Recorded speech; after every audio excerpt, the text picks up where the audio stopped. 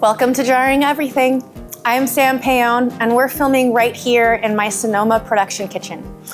With the help of my friend Roy, we've warmed up this industrial space with flowers from my farmer friends, and of course, the most beautiful produce Sonoma has to offer. My goal with this series is simple: to show approachable ways to think about ingredients differently. In a time where so much feels uncertain, learning how to create your own shelf-stable foods is more than a kitchen skill. It's a powerful, hopeful act. You'll notice what I call my general-ish percentages. Fermentation works anywhere from 2 to 5% salinity, but I still use a gram scale to keep it simple and approachable. Together, we will ferment, pickle, and preserve what's in season, and explore how these traditions can nourish us in new ways. This is my kitchen, my community, and my home. Welcome in. Hi everyone, welcome to Jarring Everything, our hyper-seasonal outlook on preservation. I'm Sam Payon, and each week we take a fresh look at seasonal ingredients and the many ways they can be preserved. Today, we're working with radishes, from tiny red globes to striking watermelon radishes to classic daikon. Each one takes on preservation in a different way. Our first project is a fun take on a classic, kosher dill radishes.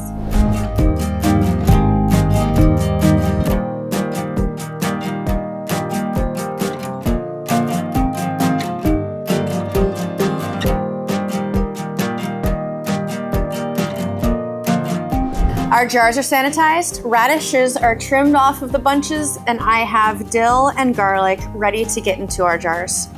First, let's make our brine. We will roughly today use about 4% brine today. For this 16-ounce jar, I'll probably use about 9 grams of salt for the 8 ounces of total brine, so I'll weigh out the 9 grams. And dissolve our 8 ounces of water. And now, this is the most important part. Shaking up the jar here just to make sure all of this salt is dissolved. Let's place the radishes into the jar and add our garlic and dill on top. You can keep the garlic whole, sure, but I'm gonna crush it up just a little bit to expose more surface area of the garlic and get as much flavor as we can out of all of that.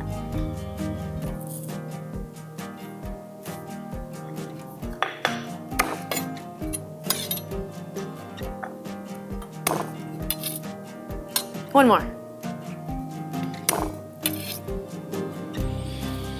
Maybe this time I'm gonna chop up some of that garlic or dill. Some people toss or compost the stems of dill, but to me, dill stems still have flavor of dill, so I'm putting it in there. All right. Now, a tiny little piece of cheesecloth goes right on the surface, just so that this probiotic bacteria don't develop mold on the surface of our radishes. This gets closed ever so lightly, and we leave this out for about 7 to 10 days, maybe 12, until the sharpness mellows out and becomes this deep fermented pink pickle that's so refreshing. Here is a jar that I have got from, I don't know, 2 weeks ago or something. After 15 years-ish of making pickles, I've learned that what we really love about a pickle is the dill and the garlic. Look at how vibrant that is. Here, instead of cucumbers, we're using the red radishes. They keep their crunch, soak up all their flavor, and turn everything this gorgeous pink. These will keep in your fridge for about 2 years. You can serve them on a cheese or charcuterie board for color and tang. You can dice them into potato salad or egg salad for an extra pop, and slice thin for garnishes on tacos, sushi, or deviled eggs. Next, we're making a Japanese-inspired pickled watermelon radishes. First, we'll get that pickling liquid on the heat and bring it up to a boil. Rice vinegar.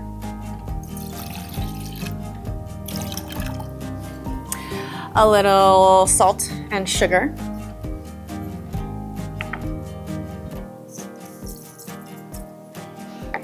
A little bit of mirin.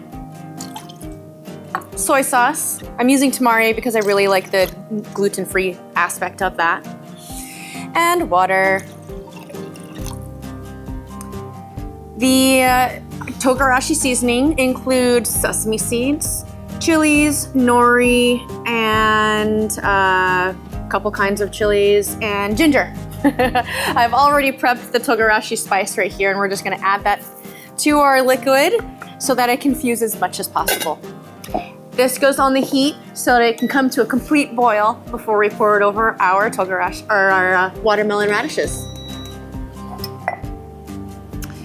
I've already prepped the watermelon radishes by slicing thinly on a mandolin. In Japan, pickling vegetables is called sukanamo, which is an essential part of the diet for centuries. Beyond flavor, they are valued for balancing meals and aiding digestion, often served alongside fish and rice. When the pickling liquid comes up to a boil, we'll carefully pour it over our radishes, and we'll wait for this to cool completely before covering up and storing in the refrigerator for up to 2 years. This pickle balances sweet, salty, and spicy with the umami from kombu and sesame seeds. The Togarashi adds a gentle heat, while the mirin and rice vinegar round it out with sweetness and tang. Add slices to poke bowls or sushi rolls and serve alongside grilled meats or rice dishes to balance richness. And of course, I can't help but pull out one that I've already made because I was just talking about how I love snacking on pickled radishes. This is coming up to a boil.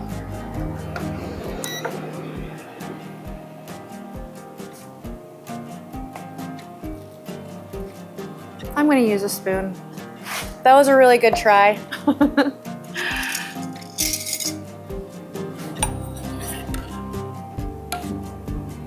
I'm using the spoon because I mainly want to capture all of those pickling spices that we have in here, that Togarashi. Because the longer it sits in the liquid with the watermelon radishes, the more the radishes develop that deep umami flavor.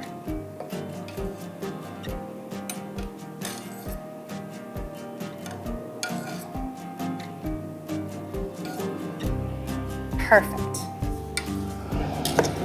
We're finishing today with a staple of Vietnamese cuisine, a carrot and Daikon Slaw.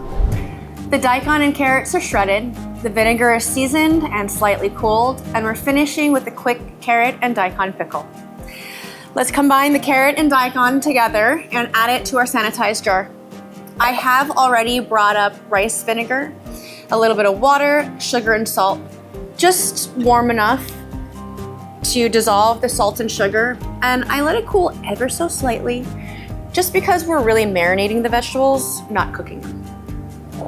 In Vietnamese, do chua literally means sour thing.